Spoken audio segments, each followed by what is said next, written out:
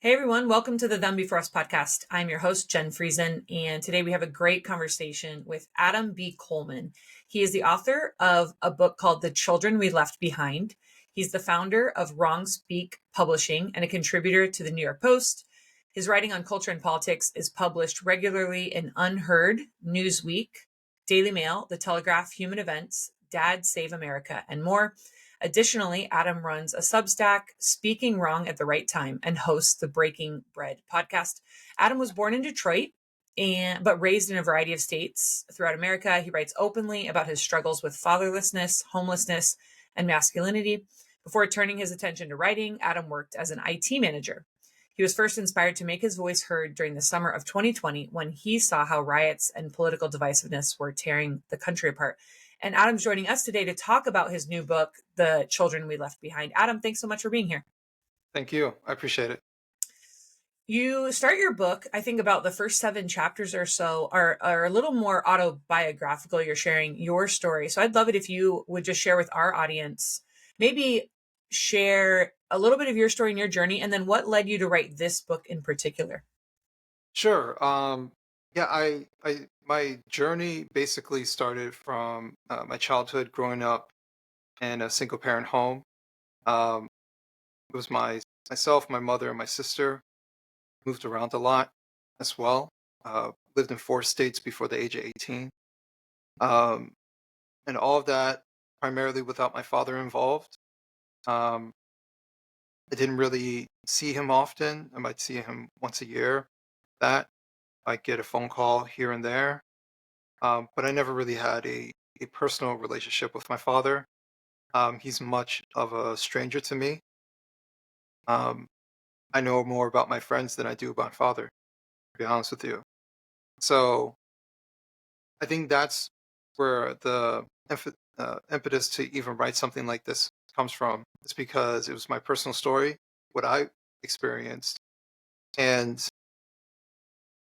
everything that followed from my childhood of dealing with low self esteem, suicidal ideation, things of that nature, and struggling through that all while raising my son and trying to be a father that my father wasn't, being the opposite of my father, and growing up to become a man and figuring out what does it mean to be a man, what does a man do, what does a man look like. Um, it took me a long time to overcome all those different obstacles in my life to end up where I'm at today. Um, so, I wrote the book because my story isn't that uncommon. Um, I'm seeing different forms of family separation happening around me, whether it be in personal stories of people that I know personally, or through news stories of mass shooting events, of some sort of violent crime. Uh, you name it. There's typically some sort of family dysfunction that it stems from. That's the root cause of all of it. And often in politics we get carried away with what legislation can we do to fix this problem, but you can't legislate love in a family. You can't do it. This is a social issue. Why has it become acceptable? Why is it so widespread? Um, so it doesn't matter who the president is. In regards to if your father loves you and cares for you, will sacrifice for you. Same with if your mother will care for you and sacrifice for you. So I think sometimes we too often politicize families, and think that politics is the solution for all family issues, when really the family issues are very individualistic, circumstantial, and also cultural at the same time. Yeah, that's really good. Thanks for sharing. Did your parents get married? Did they get pregnant young? What were some of the factors that played into your dad not being a part of your life? My father was married. He was just never married to my mother. So we were effectively the other kids. Um, I During the process of writing this, I actually found out that my father never had kids with his wife. Um, you know, I always assumed that I had some sort of brother or sister out there somewhere from the marriage, but I actually have a sister somewhere from another woman, not his wife. that I'll never know. But the circumstances was my father had a massive age gap over my mother. When I was born, he was 50 and my mother was 24. Um, and when my sister was born, she was 20 and he was 46. So, there's a big age difference between the two. On top of him already having a relationship with somebody else. So it was inevitable that he wasn't going to prioritize us. Um, and there wasn't going to be a long lasting relationship. So I think that's like at the very core of it as to why he wasn't there. He was preoccupied with his other life. Yeah. Something you said in your first answer leads perfectly into some other thoughts I wanted to ask you about. You share a lot of tough statistics, of those that get involved in addictive behaviors or violent behaviors or crime. And something you wrote really stuck with me. You said the man who terrorizes your neighborhood was the victim of terrorism himself. You're trying to draw some connections to that we're seeing things, much further down the line, and we see someone who's a criminal, and you're trying to connect those dots back to their past. Can you talk about that a little bit? Yeah, that's exactly it. Someone who's 25 doesn't wake up one day and then start terrorizing people for zero reason. Um, there's something that I tell myself all the time. Um, Human beings do something for some reason. We all do something for whatever reason. Whether we react in a particular way, we're ambitious for something, but we're doing something for a reason. So when someone says, "Oh," they ask you a question. Well, why did you ask me that question? No reason. But there's a reason why you're asking me that question.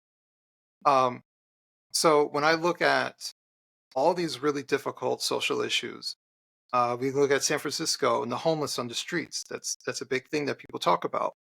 Well, why are they on the streets? One faction says, well, it's because they don't have a home.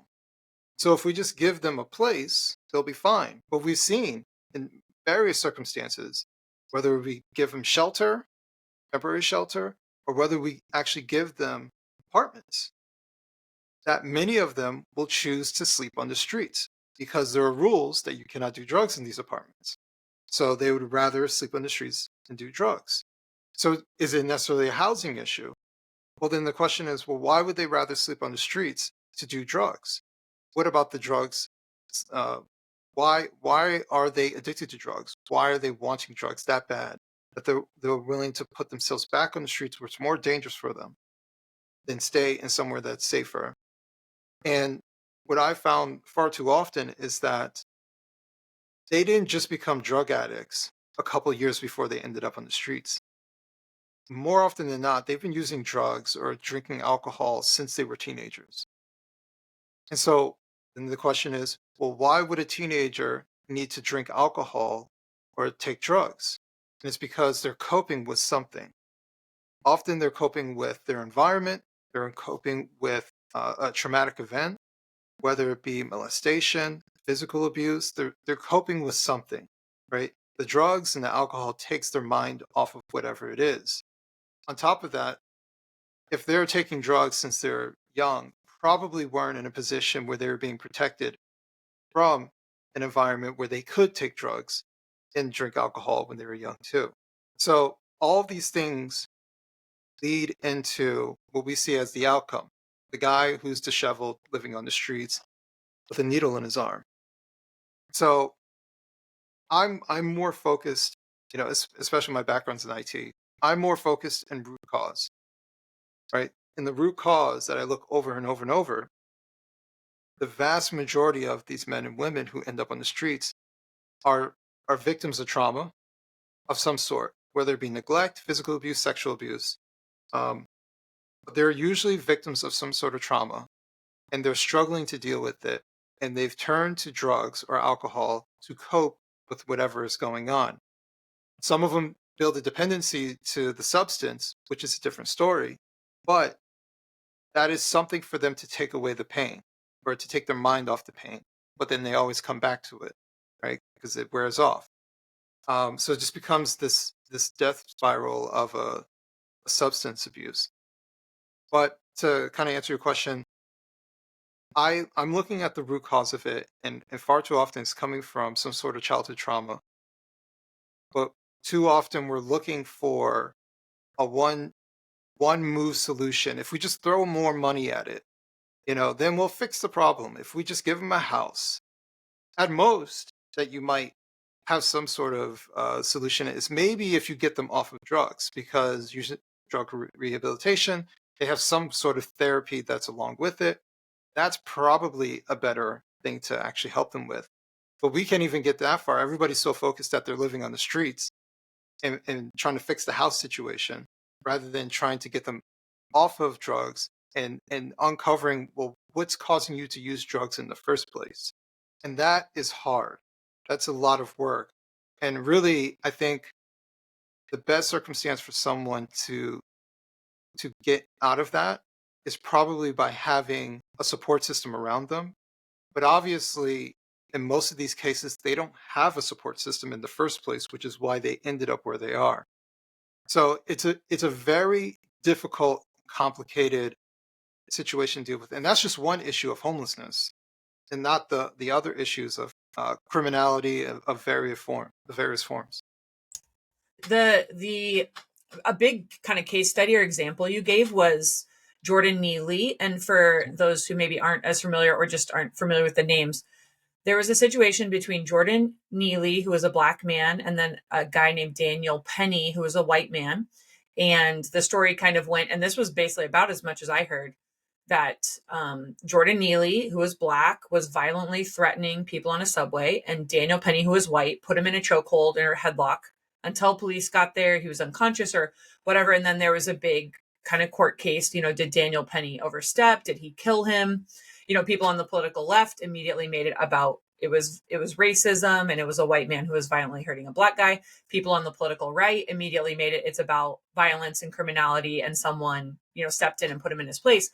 What I really appreciated was not that you weren't even necessarily making a judgment call on what happened on the subway itself, but you were trying to unpack this man Jordan Neely, who didn't, like you said, he didn't wake up one day. I think was he in his late 40s or 50 when he. No, I believe he had just turned 30. I think he was in his very early 30s. Oh wow, okay, so quite young. Yeah. So but like you said, he didn't wake up at 30 and say, I'm going to go threaten people on the subway. It wasn't like he's part of some terrorist network and he's like a highly functioning individual and here's my plan of what I'm going to do.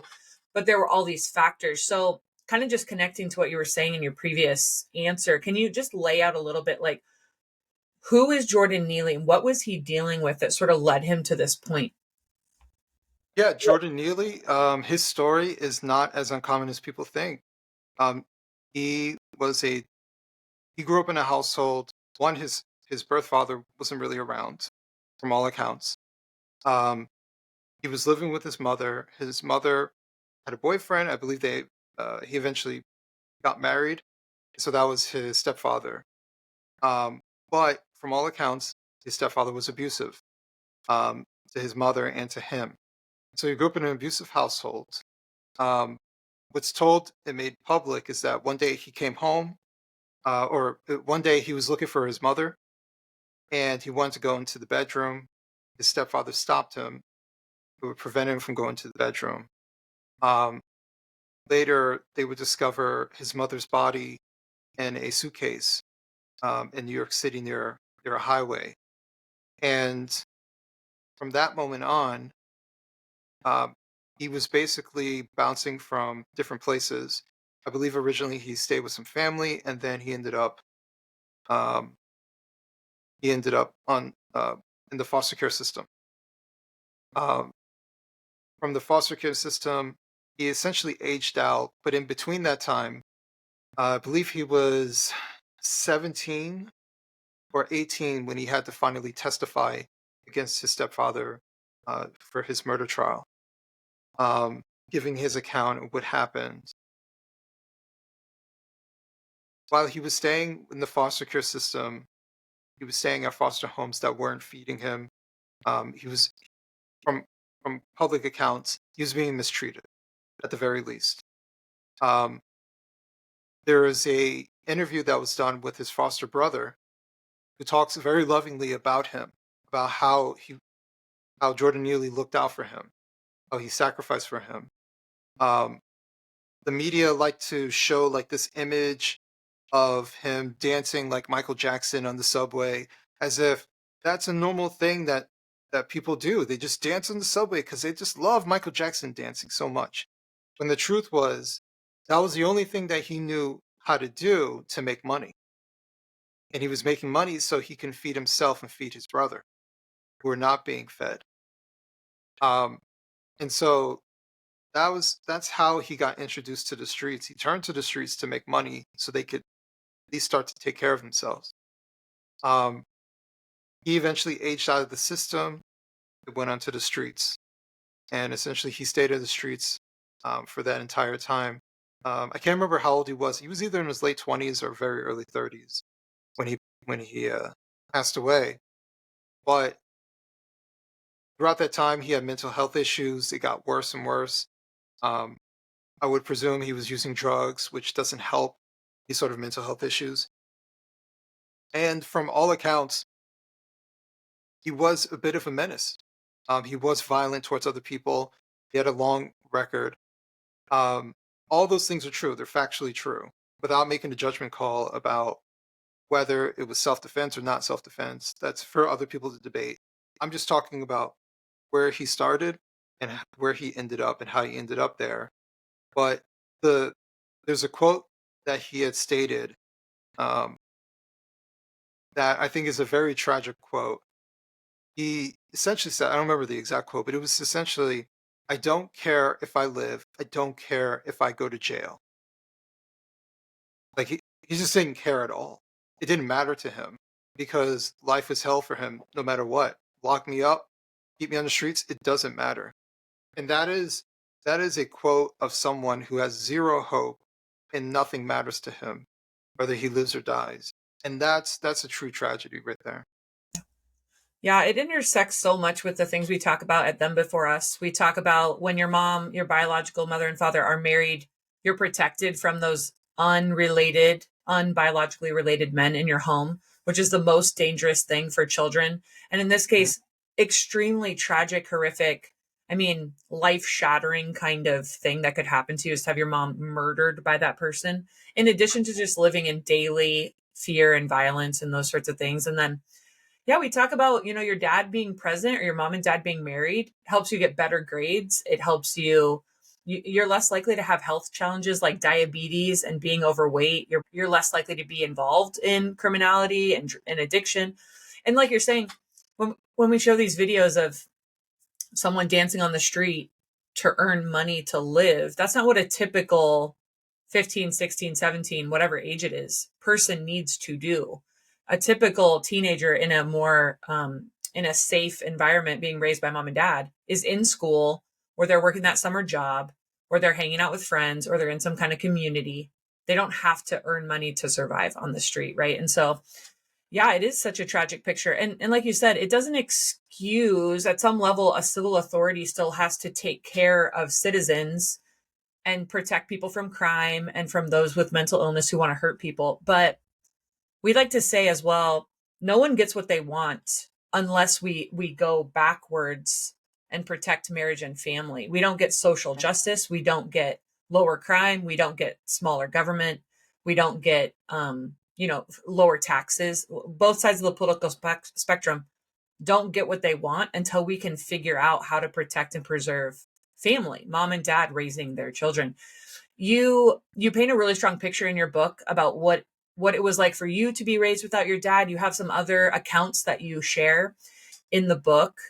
From your perspective, how is our culture, especially when it comes to adult freedom? That was a big thing you pointed out, that a lot of this is just adults want the freedom and I want the relationships I want. But this has normalized the idea that kids are growing up with basically biological strangers. Yes, that's exactly it. The adults want to act like children. They want to act whimsical, chase things, chase happiness, be frivolous with their choices, and they expect the children to respond like adults and just handle and be measured when it comes to any choice that they make.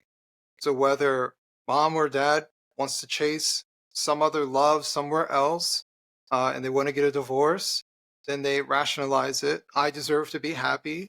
We'll just throw them into therapy. They'll be okay. And they use all these things to rationalize all of their detrimental behavior. And once again, people don't do things for zero reason, right? So why would you need to make up some sort of rationalization? And it's because you know that it's detrimental, right? But you're trying to sneak a way to do the thing that you want to do. You know that it's going to make your child's life far more difficult by making this choice, which is why you come up, well, my circumstance is different, which every person who gets divorced thinks that their circumstance is different, right? So it's the narrative that we tell ourselves to validate our choices. The reason why I need to step away from your mother or your father is because of this. And then we expect our kids to understand adult dynamics when it comes to relationships, which they do not. Children have a hard time seeing around the corner, which is why they need their parents to tell them about the circumstances of what's going on. It's even harder for them to understand why two people aren't getting along. And I think if adults understood that, because when you become an adult, you sometimes forget what it was like to be a kid. You remember bits and pieces of the moment. But if you see it like this, the mother and the father, especially if we're talking about a marriage situation, the mother and the father are essentially the world for a child. And by them divorcing, it is like the world has split in half, right? And that's a detrimental understanding as to how you move forward if the earth split in half, right? And so for them, it's catastrophic. For the adults, it's not easy, but you know what? We'll prepare for it. And they can use their adult reasoning as to how they move forward in life. But for the children, their entire world is split apart. And one adult seems happier than the other that their life is crumbling. So I do think that there's a bit of selfishness that more than a bit of selfishness that's involved when it comes to making these choices. But the last part, I have a chapter called Socially Comfortable Terrible Parents. And this is the social aspect. The social aspect is that there are family members and friends who hang out with deadbeat parents, who hang out with abusive parents, who hang out with parents who scream at their children, mistreat them, who barely feed them, and they know this, and they say nothing about it. And they're tacitly complicit in the behavior. There is no shame. There's no, hey, you know what you're doing is not right. There's no feeling of guilt. And I've seen this personally. I have anecdotal stories of an entire family knows that there's a child somewhere else, and no one says anything. It's like this open secret. Everyone knows about it. No one talks about it, and no one appears to care either way. And they just keep it moving. And so, once again, it is a terrible choice made by a parent. And it's not like it's a secret that nobody knows, which is a different story, but everyone knows. And no one tries to enforce reunification. No one tries to shame that person. No one says, no, you can't do that. You can't leave your kid behind. No one says anything. And on top of that, that person who is doing that gives a lame reason as to why they can't be in that kid's life. Oh, they're fighting me, and and they're making it difficult. And they got one reason, and everyone just buys it and just moves on, and that child is never brought up ever again, as if they don't exist. This is a pattern that I've seen, and even for me, I detail in the book. Well, while writing the book, I finally looked up like my father's um not obituary, but I looked up the funeral home that he was buried, and they had his pictures. And I looked at these pictures, and I saw him in a very old age. Um, and I thought to myself, one, I don't know who any of these people are. Two, I wonder if anyone knows that he's abandoned his kids. And that's a question I'll never have answered, but I wonder that. Yeah, that's such a good point. And it just, if we had a culture that promoted the kind of parenting, being a mother and being a father and being married and raising your children that we would want to see, you wouldn't have friends around you that were okay with you abandoning your kids or mistreating your children or mistreating your husband or wife, right? Right. So that is a thing we can aspire to as kind of a culture that cares about marriage and family and children, to be those people to the people in our lives. We just talked about as a staff, and we posted some social media about, I don't know if you've seen these reels, these videos about divorce, and even a woman kind of glorifying leaving her children to go repartner because now she's truly happy. And Katie was talking about, we're seeing this reinforced over and over. It can be contagious to think that there's this much happier life that looks all glossy and glorified, on an Instagram reel, on the other side of me abandoning my husband and children, or my wife and Right. my children. And we have to push back against a lot of that culturally. Yeah, exactly. Yeah. For kind of a final question, you ended with a lot of hope in your book. One thing I thought was so beautiful is you talk about you're married now and you have a son, and you kind of are using your father's the things he did wrong or just the lack of him being there as a blueprint for what not to do. And I think you've probably recognized, how much you love your son, what you want to offer him. But can you talk a little bit about maybe even just your faith journey, and how is it possible that you're able to be a good and present father and a husband when you did not have that modeled for you? Yeah. Well, just so people understand, I'm married today, but I never married my son's mother. Um, and so someone asked in a previous interview and questions in the comments, um, how come you never got married? Your son? And my answer is this: that at the time, that was not my environment. I was never taught to family plan. I was never taught that you do it in this particular order. I didn't fully understand the importance of it. Um, I did want to eventually get married at some point, but I didn't, and that was something that I was trying to achieve much throughout my adult years. It just never happened, which I'm glad because I love my wife very much. But if I was to say that if I knew what I knew today, I would have approached it differently. No regret for my son or anything like that. Love my son tremendously. But by me making that mistake doesn't mean that I have to teach my son to do what I did. And so I specifically told my son, do not do it in this particular order. You get married, then you have children. And here is why. Not just because I'm saying to do it, but I want you to understand exactly why. And that to me, we all make mistakes, but it's, do we acknowledge that we made a mistake and make sure that we don't tell people to do what I did? Right? Do we try to warn people, hey, I shouldn't have done it this way. Don't be like me because you're setting up, yourself and your children for a life of difficulty. So I just wanted to clarify that part.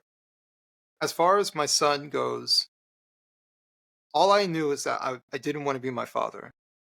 Um, when he was born, I didn't know what a father was, but I knew that at the very least, one, I just have to be present in his life and kind of figure it out from there.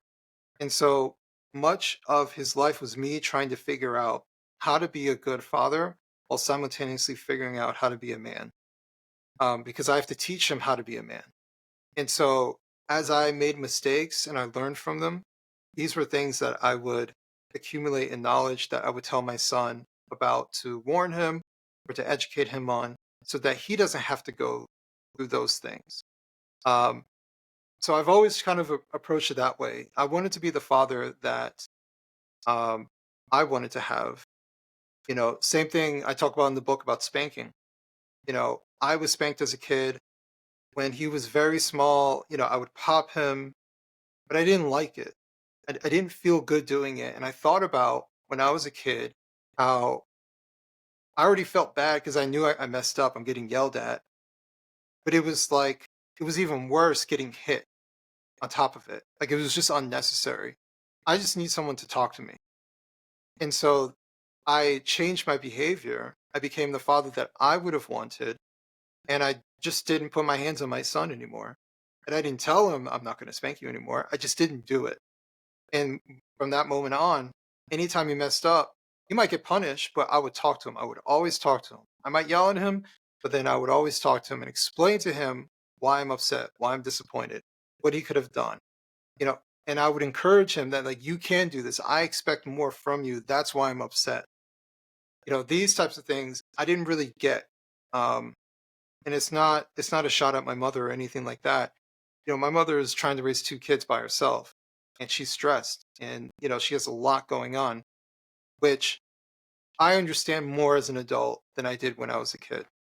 Um, so, and the other thing you mentioned was me coming to Christ. Um, Last year, I was baptized. Um, and my mother was there, and my sister, my nephews, my uncle, um, and my aunt were all there to see me get baptized in Georgia. And my son actually wasn't able to come because he was preoccupied with stuff. But to do that, to make promises to God in front of my family means everything. Like, I think about that often. The promises I told to God what I was going to do and how I was going to conduct myself moving forward. But after that, I talked to my mother, and she reminded me that when I was very small, I used to carry around the Bible and wear like this little kid suit and talk to people about Jesus and read them scripture. And I don't even remember any of that, right? And so for me, it's like coming back to where I was supposed to be in the first place. Um, and I think that life happened to me. There's so many things that happened to me. We moved around a lot, going into a mental hospital. All these different things were happening to me, and I felt abandoned, um, and I lost sight of God. And I do think that God is far more patient than the average person. Um, and I am here today because this is where I was actually supposed to be. And withstanding all these different hurdles that I experienced as a kid, as a young adult, to end up here. Um, and I think the biggest thing I took away was that not all pain is without purpose. And that's what I'm trying to do with this book, is to use those very painful things that I went through, that I struggled with, and provide some sort of purpose connecting with people to show that um, it takes a lot of strength to endure those particular things and still make it out on the other side. And if I can do it, other people can do it. That's so good, Adam. Well, yeah, and Them Before Us is not a Christian organization, but I'm a Christian, and so just listening to your story and hearing it, just God has so obviously had His hand on your life, and the fact that you can now share and be vulnerable is such a huge deal, especially for men. I think to know that it's not you're not stuck in this hopeless place, even when you haven't had that background of the family that was married and stayed together, and you had this functional kind of classic upbringing, but that God is can use, like you're saying, your pain not only in your life and to help um you be a powerful voice, but yeah, to encourage other people. So we're so thankful for that and for your life and your writing. Where can people find you going forward? Definitely my Substack, adambcoleman.substack.com. Yeah, the book can be purchased anywhere. They can definitely go to thechildrenweleft.behind.com, purchase it there, or they can buy it directly from WrongSpeak. So they can go to wrongspeak.net/shop and purchase it from there. The audiobook should be out by the end of April, but it is starting to. We loaded it a little bit late, but it's starting to populate. So it'll be on the major platforms in just a couple weeks. Okay, awesome. That's amazing. Everyone, go get the book, The Children We Left Behind, read it, and then maybe give it to a friend. We just need to understand what's happening to the majority of kids in even the Western countries, right? Even the developed countries. And we're really setting kids back. but it'll be hopeful, and we can forge a new way forward for marriage and family and children. So Adam, thanks so much for your writing, and thanks for joining us today. Thank you. I appreciate it.